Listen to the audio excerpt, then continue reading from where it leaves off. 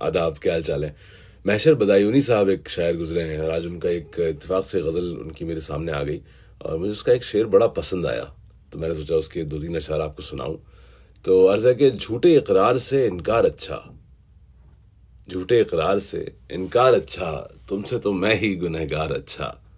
और ये शेर के छोड़ो ये तजुर्बे ए चारा करो, चारा करो मतलब जो आपका चारा करता है डॉक्टर एक तरह से। तो छोड़ो ये तजुर्बे ए चारा करो, जीने दो मुझको मैं बीमार अच्छा, जीने दो मुझको मैं बीमार अच्छा, सुख से तो फन कभी पनपा ही नहीं।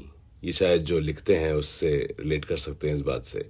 सुख से तो फन यानी जो हुनर है आपका वो पनपा ही नहीं, जो दुखी है वही फनकार अच्छा।